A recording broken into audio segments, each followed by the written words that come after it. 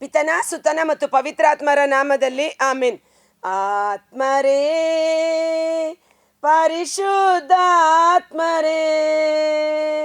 ನನ್ನಲ್ಲಿ ವಾಸ ಮಾಡಬೇಗ ಬನ್ನಿರಿ, ನನ್ನಲ್ಲಿ ವಾಸ ಮಾಡಬೇಗ ಬನ್ನಿರಿ, ನನ್ನ ಮನೆಯಲ್ಲೂ ಮನದಲ್ಲೂ ಬೇಗ ಬಂದು ವಾಸ ಮಾಡಿರಿ.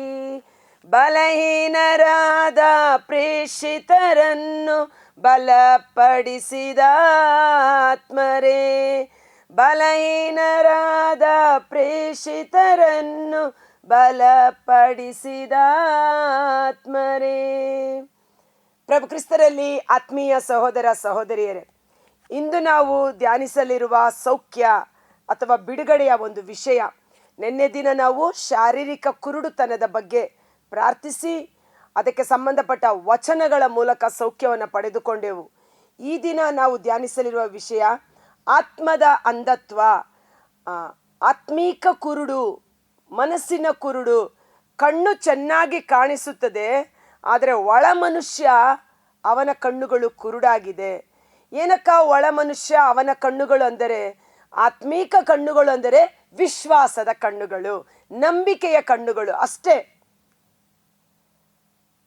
ನೀವು ವಿಶ್ವಾಸಿಸುವಾಗ ಕಣ್ಣಿನಿಂದ ನೋಡಿ ನಂಬುವುದಲ್ಲ, ಕಣ್ಣಿನಿಂದ ನೋಡದೆಯೇ ದೇವರು ನಮ್ಮೊಂದಿಗಿದ್ದಾರೆ, ದೇವರು ನನ್ನ ಯೇಸು ನನ್ನ ರಕ್ಷಕ ಸೌಖ್ಯದಾಯಕ ಎಂದು ನಂಬುವುದೇ ಆತ್ಮೀಕ ಕಣ್ಣುಗಳು, ವಿಶ್ವಾಸದ ಕಣ್ಣುಗಳು ಎಂದು ಸಹ ನಾವು ಇದನ್ನು ಹೇಳಬಹುದು.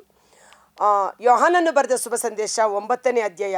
ಈ ಆತ್ಮದ ಅಂಧತ್ವ ಇದೆಯಲ್ಲ, ಅವಿಶ್ವಾಸ ಇದೆಯಲ್ಲ, ಅದು ಬಹಳ ಡೇಂಜರ್. ಅದು ರಕ್ಷಕನನ್ನು ಅರಿತುಕೊಳ್ಳದೆ ನಾಶನಕ್ಕೆ ನಮ್ಮನ್ನು ಕೊಂಡೊಯ್ದು ಬಿಡುತ್ತದೆ. ಆದ ಕಾರಣ ನಮ್ಮ ವಿಶ್ವಾಸದ ಕಣ್ಣುಗಳು ಇನ್ನೂ ಹೆಚ್ಚಾಗಿ ತೆರೆಯಲ್ಪಡಬೇಕು, ಇನ್ನೂ ಹೆಚ್ಚಾಗಿ ಅದು ತೆರೆಯಲ್ಪಡಬೇಕು. ಓಕೆ, ಯೋಹಾನನು ಬರೆದ ಶುಭ ಸಂದೇಶ 9ನೇ ಅಧ್ಯಾಯ ವಚನ 35. ಹುಟ್ಟು ಕುರುಡನನ್ನು ಪ್ರಭು ಯೇಸು ಗುಣಪಡಿಸಿದ ಮೇಲೆ ಆತನನ್ನು ಹೊರಗೆ ತಳ್ಳಿದ ವಾರ್ತೆ ಯೇಸು ಸ್ವಾಮಿಯ ಕಿವಿಗೆ ಮುಟ್ಟಿತು. ಯೇಸು ಆ ಹುಟ್ಟು ಕುರುಡನನ್ನು ಮತ್ತೆ ಕಂಡು, ನರಪುತ್ರನಲ್ಲಿ ನಿನಗೆ ವಿಶ್ವಾಸವಿದೆಯೇ ಎಂದು ಕೇಳಿದರು. ನೋಡಿ, ಅವನಿಗೆ ಕಣ್ಣು ಕಾಣಿಸ್ತಾ ಇರಲಿಲ್ಲ, ಈಗ ಕಣ್ಣು ಬರ್ತಾ ಇದೆ. ದೇವರು ಯೇಸು ಕೇಳ್ತಾರೆ, ದೇವರ ಪುತ್ರನನ್ನು ನಿನಗೆ ವಿಶ್ವಾಸವಿದೆಯೇ? ದೇವರ ಪುತ್ರನನ್ನು ನೀನು ನಂಬುತ್ತೀಯಾ? ದೇವರಿಂದ ಕಳುಹಿಸಲ್ಪಟ್ಟ ವ್ಯಕ್ತಿಯನ್ನು ನೀನು ನಂಬುತ್ತೀಯಾ? ಅವರು ಯಾರೆಂದು ತಿಳಿಸಿ ಸ್ವಾಮಿ. ನಾನು ವಿಶ್ವಾಸಿಸುತ್ತೇನೆ ಎಂದನು. ನಾನು ನಂಬುತ್ತೇನೆ. ನೋಡಿ, ಎದುರುಗಡೆ ನಿಂತಿದ್ದಾರೆ ಯೇಸು, ಆದರೆ ಅವನಿಗೆ ಆತ ಯಾರು ಎಂದು ಗೊತ್ತಿಲ್ಲ. ಗೊತ್ತಾದರೆ ನಾನು ನಂಬ್ತೇನೆ ಅಂತ ಹೇಳ್ತಾನೆ. ಇಷ್ಟೇ. ವಿಶ್ವಾಸ ಎಂಬುದೇ ನಮ್ಮ ಆತ್ಮಿಕ ಕಣ್ಣುಗಳು ತೆರೆಯಲ್ಪಡುವಿಕೆ. ಯೇಸು, ನೀನು ಆತನನ್ನು ಕಂಡಿದ್ದೀಯೆ, ನಿನ್ನೊಡನೆ ಮಾತನಾಡುತ್ತಿರುವ ನಾನೇ ಆತನು ಎಂದರು. ಸ್ವಾಮಿ, ನಾನು ವಿಶ್ವಾಸಿಸುತ್ತೇನೆ. ನೋಡಿ, ಅವನು ಇಮ್ಮಿಡಿಯೇಟ್ ಆಗಿ ಫೇತ್ ಕನ್ಫೆಸ್ ಮಾಡ್ತಾನೆ. ವಿಶ್ವಾಸದ ಕಣ್ಣುಗಳು ತೆರೆಯಲ್ಪಡುತ್ತದೆ. ನಾನು ನಿಮ್ಮನ್ನು ನಂಬುತ್ತೇನೆ, ನೀವು ಲೋಕೋದ್ಧಾರಕ, ನೀವು ದೇವರಿಂದ ಬಂದವರು. ದೇವರು ನಿಮ್ಮೊಟ್ಟಿಗೆ ಇಲ್ಲದಿದ್ದರೆ ನೀವು ಇಷ್ಟು ಅದ್ಭುತಗಳನ್ನು ಮಾಡಲು ಸಾಧ್ಯವಾಗುವುದಿಲ್ಲ. ದೇವರು ಪಾಪಿಗಳ ಪ್ರಾರ್ಥನೆಗೆ ಕಿವಿಗೊಡುವುದಿಲ್ಲ. ನಿಜವಾಗಿಯೂ ದೇವರು ನಿಮ್ಮೊಟ್ಟಿಗಿದ್ದಾರೆ ಎಂದು ಅವನು ಫರಿಸಾಯರೊಟ್ಟಿಗೆ ತರ್ಕ ಮಾಡಿದಂಥ ವ್ಯಕ್ತಿ. ಆದರೆ ಯೇಸು ಅರಿಕೆ ಮಾಡುವಾಗ, ನಾನೇ ಆತ ಎನ್ನುವಾಗ, ನಾನು ವಿಶ್ವಾಸಿಸುತ್ತೇನೆ ಎಂದು ಅವನು ಜೀವೋದ್ಧಾರವನ್ನು ಪಡೆದುಕೊಳ್ಳುತ್ತಾನೆ. ಆಗ ಯೇಸು, ಕುರುಡರು ಕಾಣುವಂತೆಯೂ ಕಾಣುವವರು ಕುರುಡರಾಗುವಂತೆಯೂ ತೀರ್ಪು ಕೊಡಲೆಂದೇ ನಾನು ಈ ಲೋಕಕ್ಕೆ ಬಂದಿದ್ದೇನೆ. ಅನೇಕರು ನಮಗೆ ಎಲ್ಲ ಗೊತ್ತು, ದೇವರು ಯಾರು ಗೊತ್ತು, ಎಲ್ಲಿಂದ ಬರ್ತಾರೆ ಎಂದು ಗೊತ್ತು ಎಂದು. ಧರ್ಮಶಾಸ್ತ್ರಗಳು, ಫರಿಸಾಯರು ಧರ್ಮಶಾಸ್ತ್ರವನ್ನು ಆಧಾರವಾಗಿ ಇಟ್ಟುಕೊಂಡಿದ್ದರೆ ಹೊರತು ಆ ಧರ್ಮಶಾಸ್ತ್ರ ಯಾರ ಕುರಿತು ಹೇಳಿತೋ ಆತನೇ ನಮ್ಮ ಮಧ್ಯದಲ್ಲಿ ಇದ್ದಾನೆ ಎಂದು ಆತನನ್ನು ಗುರುತು ಹಚ್ಚಲು, ಆತನನ್ನು ಕಂಡುಕೊಳ್ಳಲು, ಆತನನ್ನು ನಂಬಲು ಅವರಿಗೆ ಸಾಧ್ಯವಾಗಲಿಲ್ಲ. ವಿಶ್ವಾಸ ಅವರಿಗೆ ಪರಿಪೂರ್ಣವಾಗಿ ಲಭಿಸಲಿಲ್ಲ. ಅದೇ ಅವರ ಕುರುಡುತನ. ಕಣ್ಣು ಕಾಣುತ್ತಿದ್ದರೂ ಅವರು ಕುರುಡರು.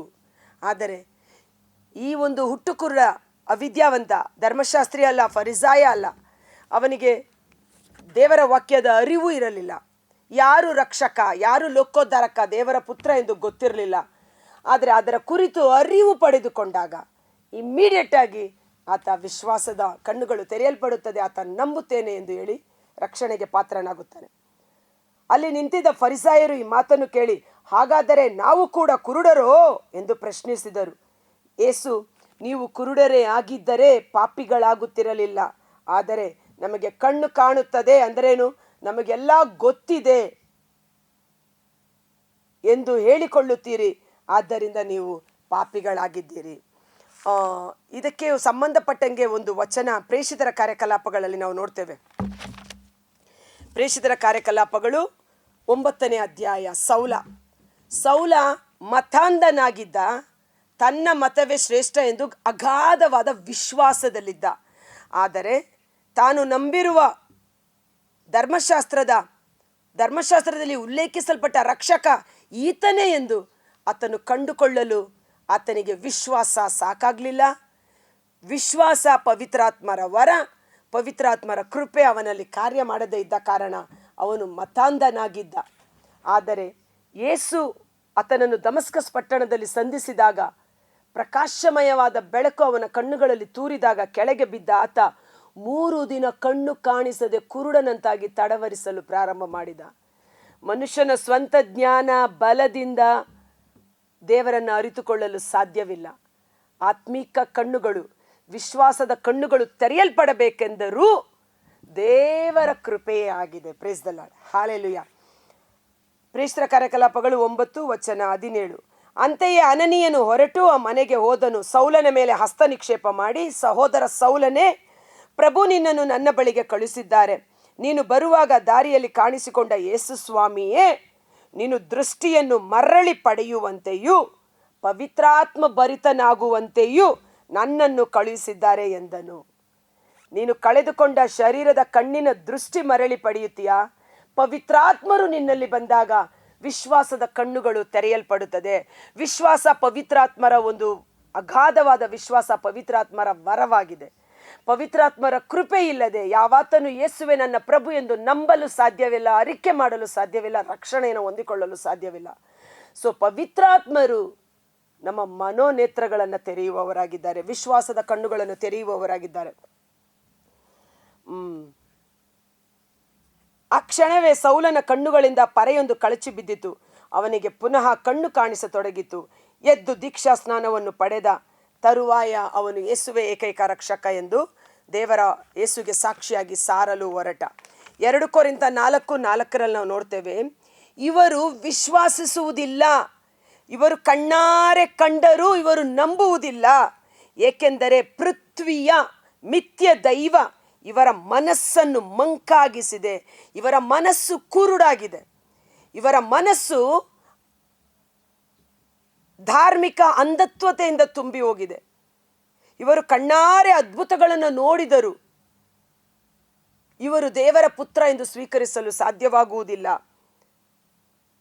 ದೇವರ ಪ್ರತಿರೂಪವಾಗಿರುವ ಕ್ರಿಸ್ತ ಯೇಸುವಿನ ಮಹಿಮೆಯನ್ನು ಸಾರುವ ಈ ಶುಭ ಸಂದೇಶದ ಬೆಳಕು, ದೇವರ ವಾಕ್ಯ ಬೆಳಕು. ಬೆಳಕು ಅಂದರೇನು? ಫ್ಲ್ಯಾಶ್, ಒಂದು ಜ್ಞಾನೋದಯ. ನನಗೆ ಬುದ್ಧಿ ಬಂತು ಅಂತ ಇವೆಲ್ಲ. ಕತ್ತಲೆಯಲ್ಲಿರೋರಿಗೆ ಬೆಳಕು ಬಂದಾಗ ಅವರು ಎಲ್ಲಿದ್ದೇವೆ ಎಂಬ ಅರಿವು ಉಂಟಾಗುತ್ತದೆ. ಜ್ಞಾನೋದಯ, ಬುದ್ಧಿ ಬರುವುದು, ಆತ್ಮಿಕ ಕಣ್ಣುಗಳು ತೆರೆಯಲ್ಪಡುವುದು, ಎನ್ಲೈಟನ್ಮೆಂಟ್, ಒಂದು ಅವರ ಬುದ್ಧಿಯಲ್ಲಿ ಒಂದು ಪ್ರಕಾಶ, ಅವರ ಬುದ್ಧಿಯಲ್ಲಿ ಒಂದು ಸುಜ್ಞಾನ ಉಂಟಾಗುವುದು. ದೇವರ ಬೆಳಕು, ಈ ಶುಭ ಸಂದೇಶದ ಬೆಳಕು, ದೇವರ ಮಹಿಮೆಯ ಬೆಳಕನ್ನು ಕಾಣದಂತೆ ಅವರ ಕಣ್ಣುಗಳು ಕುರುಡಾಗಿದೆ. ಇವರು ನಂಬುವುದಿಲ್ಲ, ಕಾರಣ ಈ ಲೋಕದ ಸುಳ್ಳು ದೇವರು ಅವರ ಮನಸ್ಸನ್ನು ಕುರುಡಾಗಿದೆ. ಇವತ್ತು ನಮ್ಮ ಆತ್ಮಿಕ ಕಣ್ಣುಗಳು ತೆರೆಯಲ್ಪಡಬೇಕು.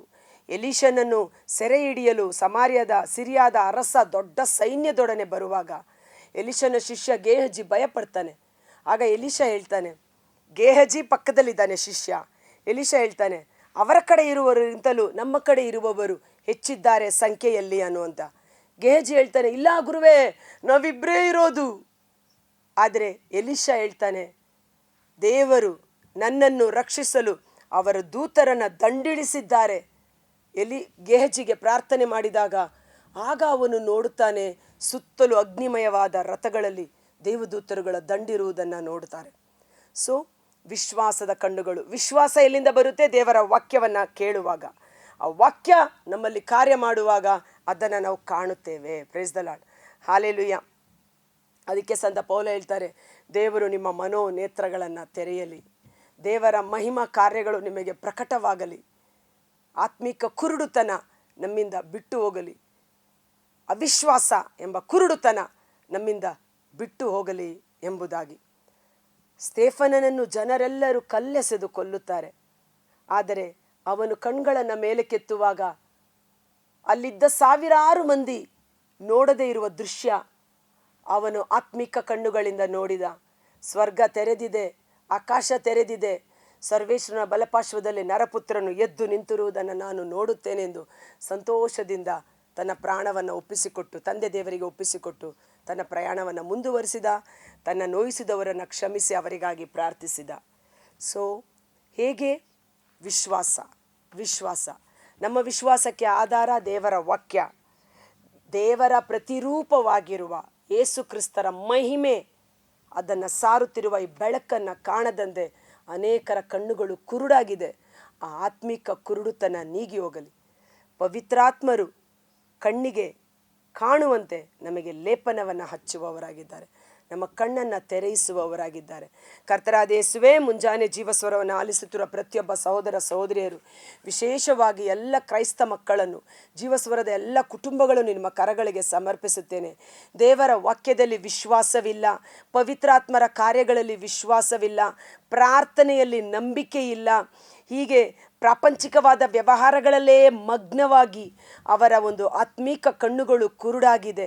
ಎಫೆಸ 1:17 ಸಂತ ಪೌಲರು ಪ್ರಾರ್ಥನೆ ಮಾಡಿದ ರೀತಿಯಲ್ಲಿ, ಪ್ರಭುವೇ ಇವರ ಮನೋನೇತ್ರಗಳು ತೆರೆಯಲ್ಪಡಲಿ, ದೇವರ ಪವಿತ್ರಾತ್ಮರ ಜ್ಞಾನದಿಂದ ಇವರನ್ನು ಅಭಿಷೇಕ ಮಾಡಿರಿ, ದೇವರು ಕರೆದಿರುವ ತನ್ನ ಮಕ್ಕಳಿಗೆ ಕಾಯ್ದಿರಿಸಿರುವ ಆಶೀರ್ವಾದಗಳು, ವರಪ್ರಸಾದಗಳು, ಸ್ವರ್ಗೀಯ ಮಹಿಮೆ ಎಂಥದ್ದು, ದೇವರ ವಾಕ್ಯದ ಶಕ್ತಿ ಎಂಥದ್ದು ಎಂಬುದನ್ನು ಅವರು ಅರಿತುಕೊಳ್ಳುವಂತೆ ಇವರ ಮನೋನೇತ್ರಗಳು ತೆರೆಯಲ್ಪಡಲಿ, ಇವರು ದೇವರ ಆಶೀರ್ವಾದಕ್ಕೆ ಬಾಧ್ಯಸ್ಥರಾಗಲಿ.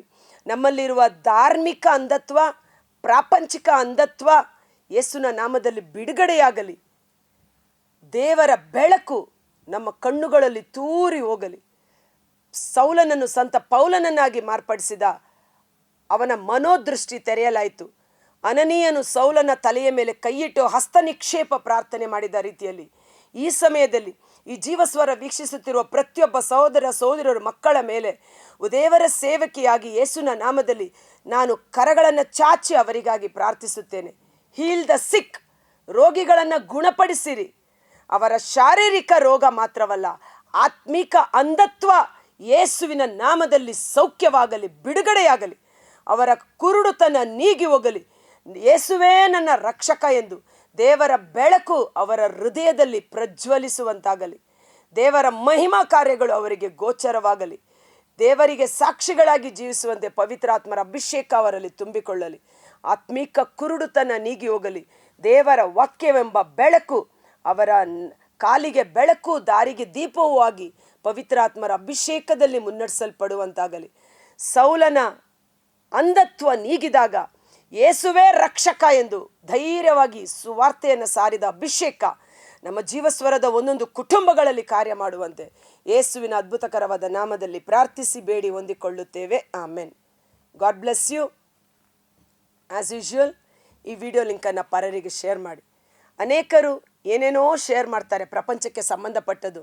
ನಾವು ಯಾಕೆ ದೇವರ ವಾಕ್ಯ ಸೌಖ್ಯವನ್ನು ಪರರಿಗೆ ಶೇರ್ ಮಾಡಬಾರ್ದು, ಪರರಿಗೆ ಹಂಚಿಕೊಡಬಾರದು?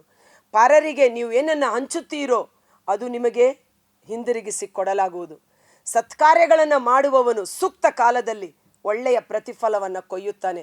ದೇವರ ವಾಕ್ಯವನ್ನು ಹಂಚೋಣ, ದೇವರ ಆಶೀರ್ವಾದವನ್ನು ಹೆಚ್ಚಾಗಿ ಕೊಯ್ಯೋಣ. Thank you.